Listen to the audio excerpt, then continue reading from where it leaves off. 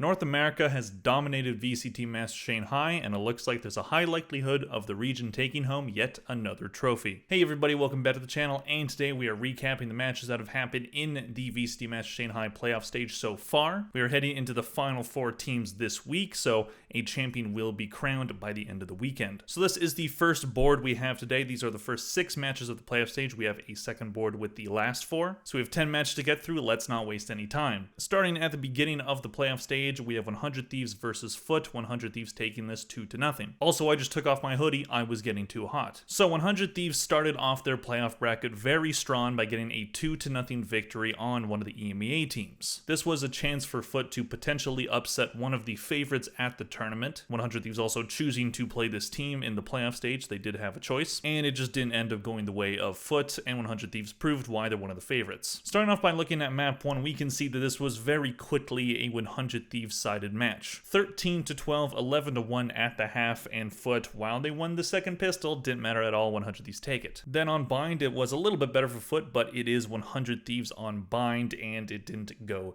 Foot's way. 13-5 at the end of that one. Looking at the team MVPs, we have Cryo going 46-20-7 for plus 26, starting off his tournament very well. Then on the side of Foot, GEN.G, I hope I'm saying that correctly, he went 19-26-4 for -7. That was the best stat on the team, unfortunately, for Foot. So unfortunate start to the playoff bracket for Foot. They would get an upset victory later in the tournament, but we'll get to that one later. And a solid start from 100 Thieves, who knew they had to come out swinging. Moving on, we have GEN.G versus Fnatic. Now this was a pretty heavyweight battle, at least on paper it should be. GEN.G, one of the best teams in the Pacific, and Fnatic, a former best team in EMEA, looking to regain that composure on the international stage that they showed very, very well last year. GEN.G is a very good team, so this is definitely a very tough test for Fnatic, and GEN.G looked like they do not want to be denied another chance at a trophy. Looking at map 1 on Lotus, Fnatic would actually look good on a map that used to be their best, but hasn't looked like their best this year. 13-10 in favor of them. They start off on their defense side and actually look quite well, ending the first half at 9-3. So going to your attack side on Lotus, that should be an easy way to get the win, but GEN.G made it hard on them, being able to win 7 rounds on their defense side, but Fnatic, they just needed 4, and they were able to get it, avoiding Disaster. But then Disaster would strike on bind, which was Fnatic's pick. 13-10 in favor of GEN.G, so definitely a close affair, pretty back and forth in terms of the teams winning rounds. And then on Breeze, 13-11 in favor of GEN.G to take the match. And Fnatic did have a 2-round lead heading into the second half. It was 7-5, but on the second half, on the attack side, GEN.G were able to dominate and they take the match. Looking at the team MVPs on the side of GEN.G, we have Texture going 56-49-3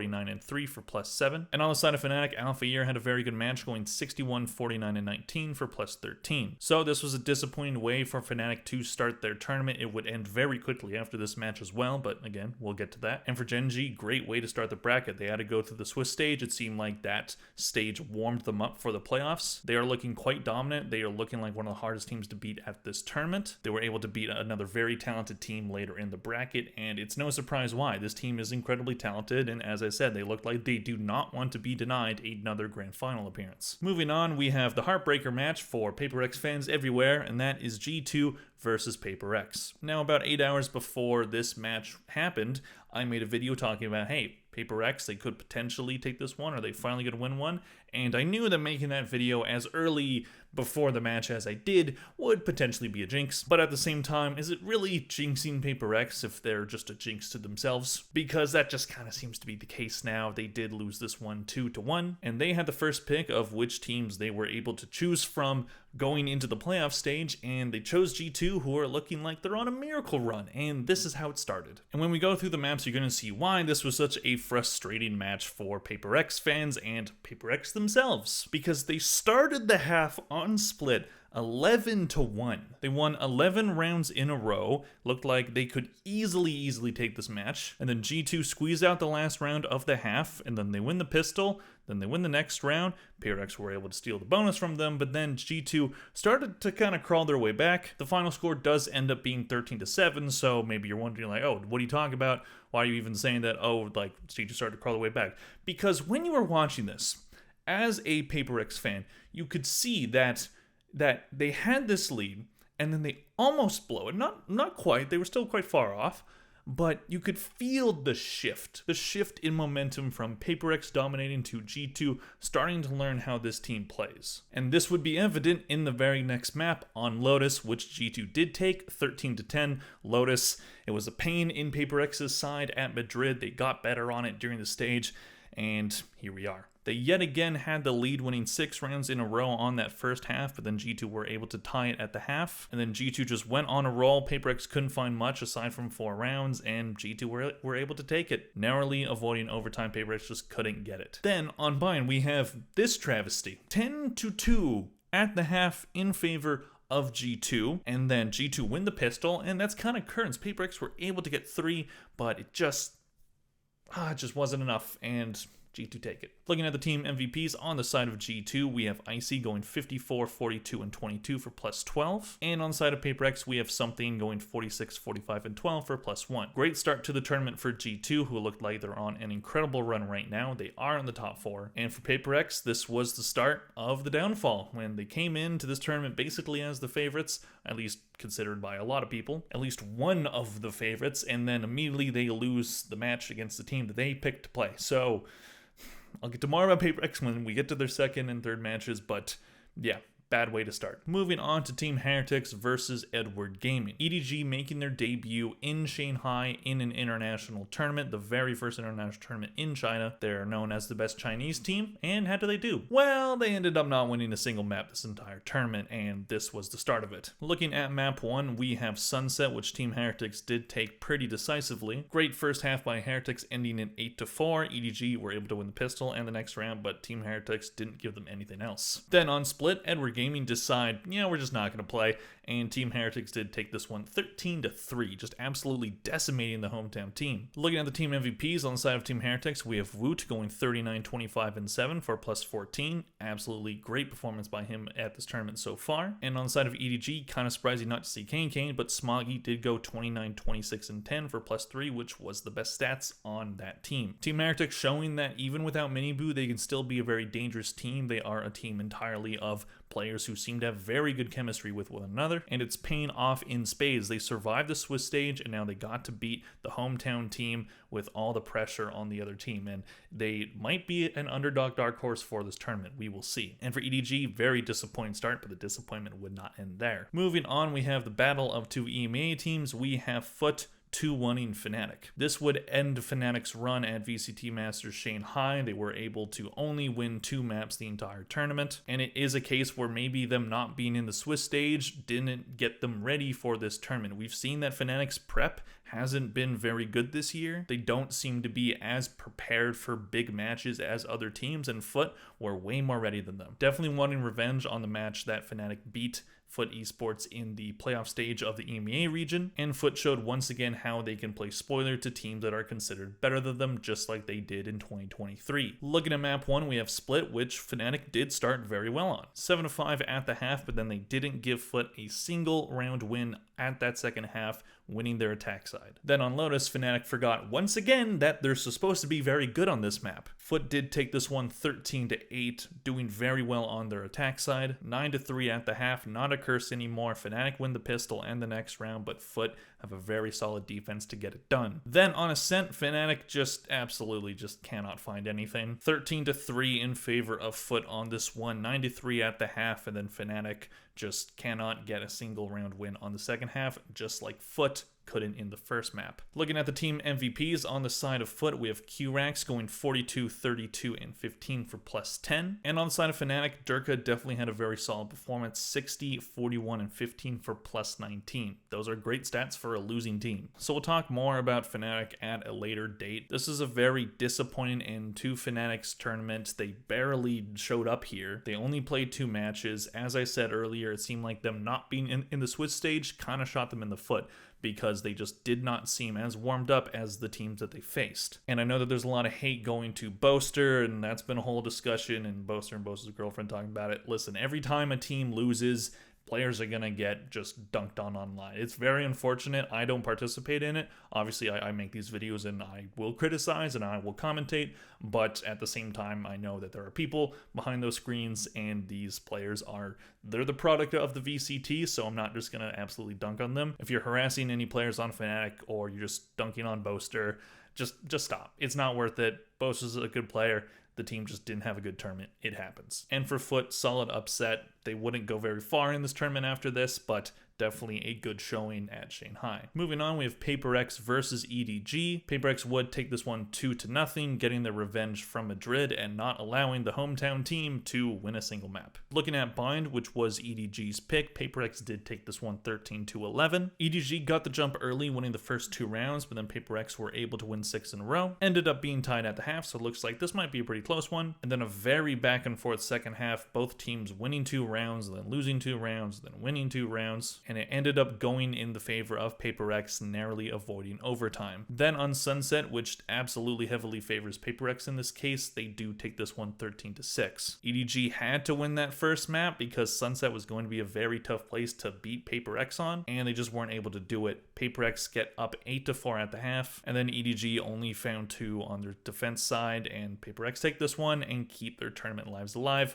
for now. Looking at the team MVPs on the side of PaperX, we have GEN.G going 36, 33, and 11 for +3. And on the side of EDG, Smoggy shows up once again, going 35, 32, and 10 for +3. He at least had a good tournament. Very disappointing hometown performance by EDG. I would say FPX played way better than them, even though they didn't make it out of the Swiss stage. EDG, they're meant to be the best team in China, and they just showed that they just can't hang with the top dogs in other regions. This has been yet another international tournament where the Chinese teams just didn't look very good at all. EDG have been able to at least squeak out wins in previous tournaments, but this one, the pressure probably got to them. Playing in your home country, this is the first tournament your country has hosted, and it probably got to them because they just couldn't get much going. And China is still a very young region in Valorant. They didn't even officially have the game until, what was it, last year, 2 years ago? So it's going to take time for the Chinese region to truly become a solid and dominant region within Valorant. It just doesn't look like it's going to happen anytime soon, but that is a discussion for another day. So moving on to the last slide with the last 4 matches, starting with GEN.G versus 100 Thieves. Now in my bracket, I did have this match happening, and I actually did predict GEN.G to win. I felt like GEN.G were playing really well going into the playoff stage, and if they were able to beat Fnatic, then 100 Thieves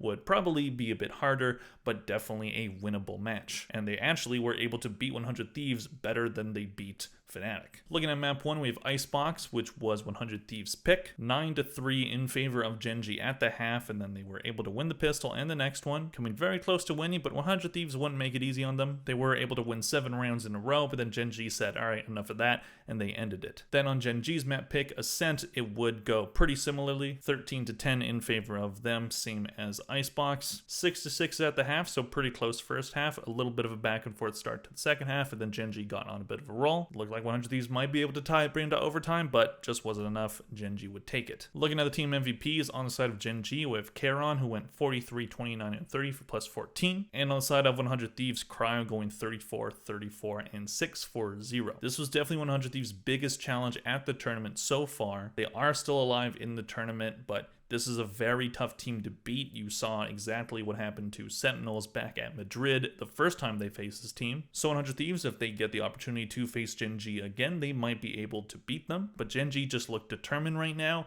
They look hungry. They look like they just want to get this tournament over with. So let's see what happens in the uppers final for GEN.G. They are facing G2, who are on quite the run, but there is the argument to be made that GEN.G has faced the harder teams thus far, but we'll get to that match at a different time. Speaking of G2, we are going to be talking about their match against Team Heretics. G2 were able to win this one 2-1, putting themselves in the upper finals. Definitely a hard-fought match. 2 teams with relatively young rosters, one a bit more experienced than the other in G2, but 2 teams that do definitely have similar vibes to one another, and it was able to go in favor of the North American team. Looking at map 1, we have Icebox, where Team Heretics started this match very good. 10-2 in favor of Heretics at the half, then they win the pistol. G2 were able to get 5 rounds on that second half, but it just wasn't enough. The lead was too big. Team Heretics took it. Then we have Team Heretics blowing quite the lead on Ascent. They were up 10-1 at round 11. If they win the next one, they have 11-1, but let G2 steal the last round, but then Team Heretics get the pistol. Looks like we're gonna wrap this one up early, right? No, that didn't happen at all. G2 won 11 rounds in a row to win this one. So a pretty big collapse on the side of Team Heretics, not what you wanted, especially after you were able to win the first map pretty decisively. And then going into Lotus, it just seemed like G2 just stole all the momentum out of Heretics. 8-4 at the half in favor of G2 on their defense side on Lotus. You can't get 4 on your attack half if you're on Lotus. Team Heretics couldn't find anything on their defense side, and G2 win it 13-4. Looking at the team MVPs on the side of G2, Jonah P going 58, 35, and 35 for plus 23. And then on the side of Heretics, we have Gen.G Fishy going 55, 36, and 8 for plus 19. This was a match with just insane momentum swings on both sides, but as soon as G2 got the momentum in the second map, it was curtains for Heretics. They didn't have an answer. Both teams are still in this tournament, so it's not the end of the world for Team Heretics to lose this one, but G2, man, they are a resilient team at this tournament so far. Then moving on to yet another heartbreaker match for Paper X fans, 100 Thieves beating them 2-1. This was a very frustrating match for Paper X. They did not seem like they were playing very well, especially on that first map. They did ban Bind because they didn't want to face 100 Thieves on that map, but that allowed 100 Thieves to choose Breeze, which they just destroyed them on. This was a must-win match for both teams, and Paper X just didn't seem to want it as much as 100 Thieves did. Alex just slamming the desk over and over and over again. Looking at map 1, as I talked about, Breeze 13-5 in favor of 100 Thieves. They took the lead early and they didn't really let it go. Paper X couldn't really find much on their defense side or their attack side. But then the real match would start at Sunset 13-10 in favor of Paper X. This is one of their more dominant maps, so definitely a must-win map, and this was a good map to be on if you're Paper X. 8-4 at the half, 100 Thieves try to tie it, but then Paper X win it, winning 4 rounds in a row to end it. Then Icebox would be quite the close affair, going into overtime 14-12 in favor of 100 Thieves. And the annoying thing is, Paper X had this one. They absolutely could have had this one. 100 Thieves did win the first 4 rounds in a row, but then it got quite back and forth. 7-5 at the half, so you're still in if you're Paper X. Then they win the pistol, then they tie the game,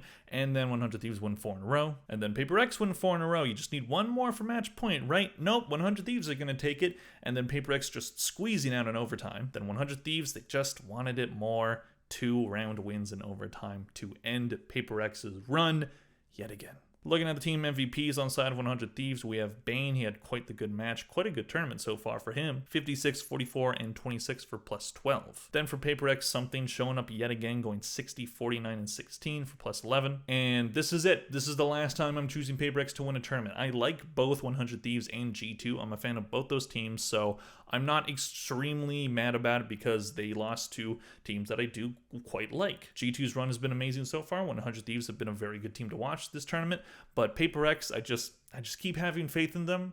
I just keep thinking this team can do something, and they just disappoint me time and time again. I will always think that this roster did have the talent to win a tournament, but it just doesn't look like it's going to happen. It took Fnatic a while too, so maybe Paper X, maybe they eventually find it. Then hey, they can win 2 in a row maybe, but you're not gonna see me picking them anymore.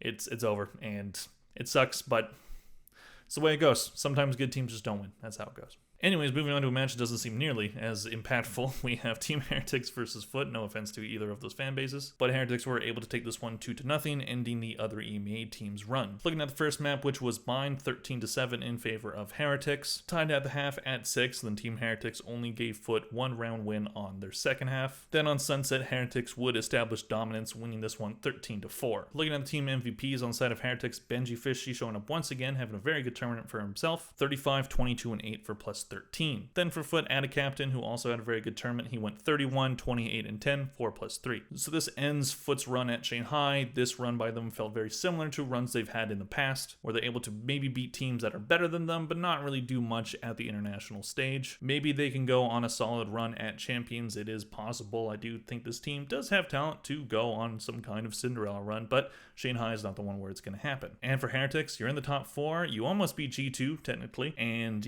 maybe they could do something. Maybe they get redemption, but they have quite the tough match up next, which we're going to get to. So the next 2 matches to start the top 4 are G2 versus Gen.G and 100 Thieves versus Heretics. I'm going to choose G2 versus Gen.G, My mind is telling me to say Gen.G, but G2 have just been defying logic this entire tournament, and I'm going to predict it to do it again. And the 100 Thieves versus Heretics, honestly, there has been a lot of praise for 100 Thieves.